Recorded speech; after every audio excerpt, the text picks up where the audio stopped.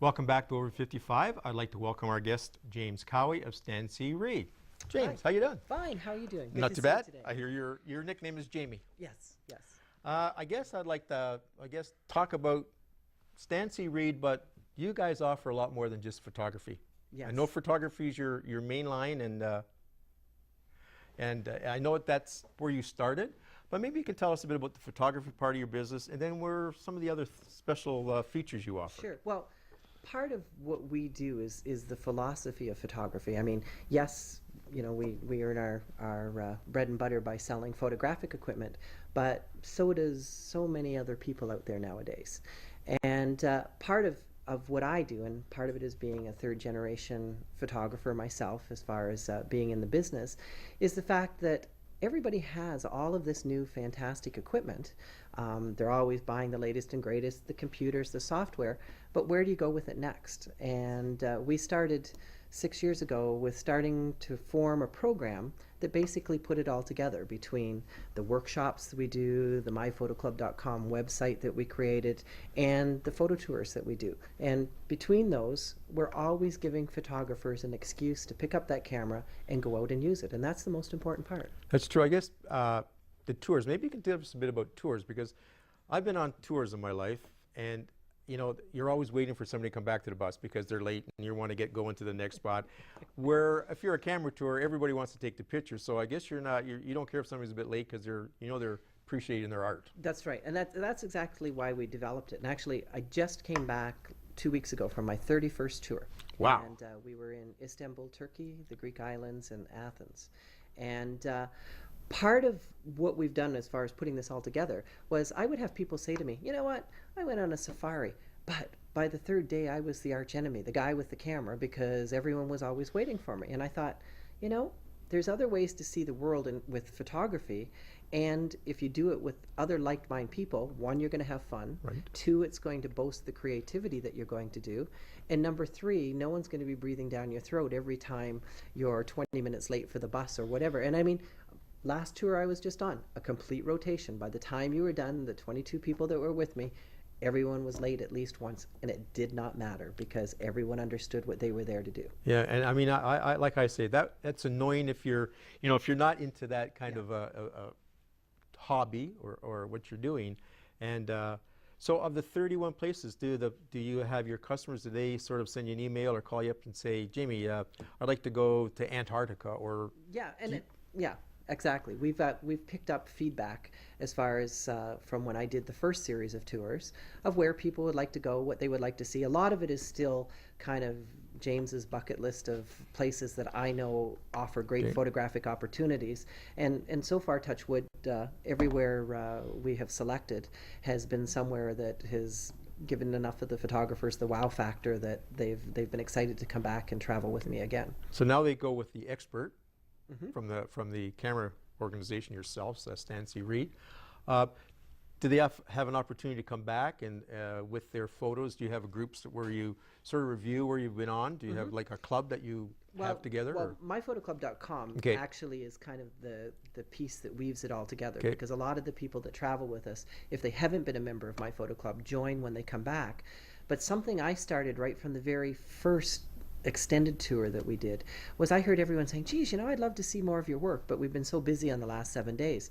So I started creating a photo reunion night, kind of semi as a marketing thing, but another thing to get everyone back together.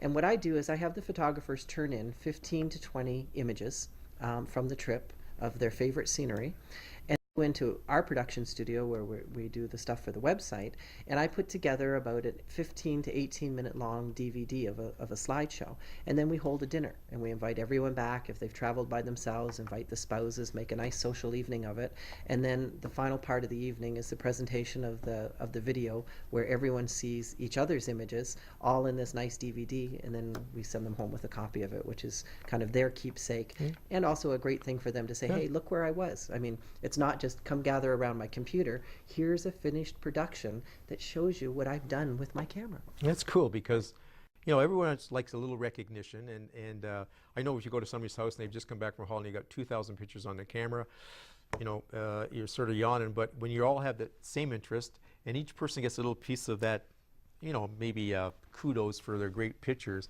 that's great to have people of like minds to come together. And you know what? Sometimes it's just getting them in the right place. I mean, a lot of the tours I go out and do pre-tour checks to, and I'm checking things right down to the nitty-gritty of what time the sun rises or the sun sets to make sure that we're there at that quintessential moment that is going to give you the good photograph. Because, I mean, earlier this year I had a tour out to Death Valley in California.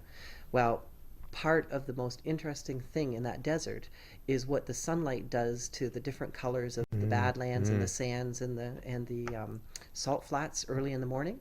So I went and found 6 or 7 spots that over the course of the week that we were there were great places. I mean, everyone was literally dragging their tails by the end of the week because we were up at 4:35 in the morning. But I'll tell you something, when they turned in the pictures and I started looking at what these people got, it was like, wow, I did that. Yeah, I mean, what a great tour guide.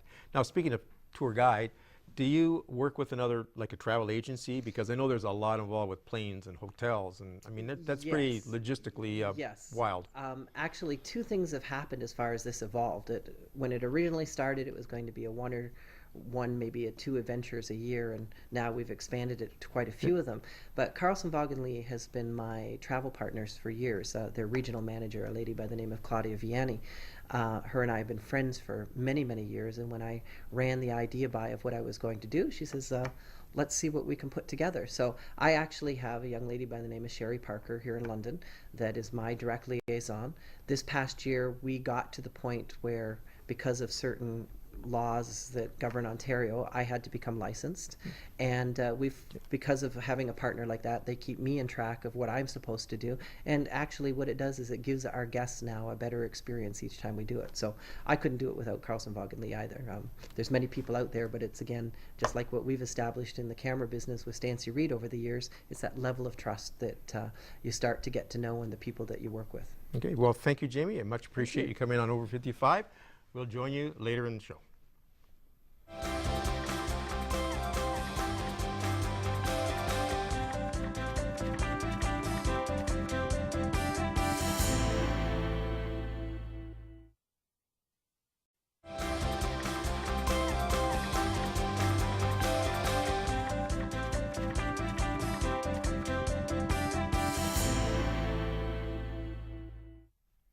Welcome back, and we're going to speak again with Jamie, Stancy Reade.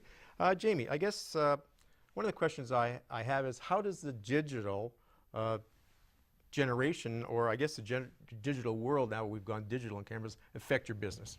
You know, that's an incredible question, because we have been on a journey that has been a bigger shift in photography over the last 7-8 years since digital became mainline than ever before when it was film. Film has evolved through a lot of things, especially over the last 65 to 70 years, when we've all picked up on the art of making sure that birthdays, anniversaries, weddings is recorded in a way. But now we are at, instead of 1 in 10 households having a digital camera, it's 9 out of 10 households have digital cameras and have at least 1 or 2 mediums of capturing digital images. But you know what the biggest problem with all this is? Sure. We're capturing 1,000 times more images than we ever did before. But what do we do with them? Exactly. Right? I mean, I was at a camera club last night, and I asked for a show of hands of how many people take pictures and actually put it back to print medium. And here's people that are really interested in the photography, and it was sad to see how many hands stayed in the lap. Really? So they stay on their disc, and Yep. they file them away. Like I have 25 or 30 photo albums. It goes into a library they never look again. Sure. And my question is, how many times in the last 6 years have you changed computers? That's true. Yes, Right? because they're always updating. Right. So what happens when you change computers? Do you migrate your whole hard drive with all of your images? Have you taken a look at the proper way to archive your digital images? I mean, negatives sat in a shoebox. I mean, I can go back to my great-grandfather and still pull out 4x5 negatives and scan them and print them. But, what's going to happen 30 years from now? Someone's going to pick up a CD and say, man, back in the late 90s and the 2000s, they had some funky Frisbees. Yeah. Like, yeah. Are they going to know what to do with them? Does a CD have a life? Is there a shelf life on a CD? A CD is about 100-year archivable if Okay. you buy a proper one, Okay. or the same with a DVD. But the question is, how do you play it? Yes, that's true, because Right? everything changes as we... Blu-ray is becoming Yes, mainstream yes. now. Actually, Fuji is now discontinuing manufacturing of DVDs, because that market is dropping because portable hard drives are so cheap. For $100, you can buy a terabyte now. And actually, that's my smartest recommendation of what to do with your digital images. But more importantly than that is pick 4 or 5 from Christmas, the grandchildren's birthday parties, anniversaries, weddings, and print them. Photo albums are still a great social part of what we do. So it's like evolution in a way. Yeah. We started with the camera, the Brownie, and we had a print, and then we went to Polaroid. Now we're to digital, but we're keeping a disc that we're hiding, but where we should actually bring it out and put it, the ones we like you said, restricted to, you know, not 400 pounds of pictures, but the ones you like. That's a great idea. Yeah, actually, I've gone to people's houses before, and they've said, come in the den and take a look at the computer screen. I'll show you the last trip. As soon as you print it, I'd love to see them. And that's, you're right. It's like, yawn, yeah. But if you have, we have a friend and he's a great photographer, and he does that. He does take prints off it. So you go down his hall and he's proud of his photography, and he might take 1,000 pictures on a tour. Yep. But he does keep the unique ones, and that's what I want to see. Yep. A good friend of mine from Scotland, she writes for our website, myphotoclub.com, and she's second generation. So her philosophy in photography, her and I met many, many years ago at a photo conference, and we just clicked as far as the idea of photography itself, the printing, the preserving, how you move on. One of the things she talked about in an article not too long ago is she has one wall in her house, but it never remains constant. 2 or 3 months down the line, she'll go and pick 2 or 3 pictures, and they get replaced. And so every time friends come in, they're always going back and having a look at her work because she rotates it on the wall. Yeah, that's a great idea. And that's a great idea. Yeah. So I would like to thank you, Jamie, very much for coming on the show. It's very interesting. It's nice to see how sometimes there's evolution and out of a revolution in a way, I want to say. I really do appreciate you coming on and enlightening us on not just photography, but going on a photography tour, which is pretty unique. People don't see that a lot. So thank you again. Thank you. Thank you for watching Over 55, and we look forward to seeing you next week.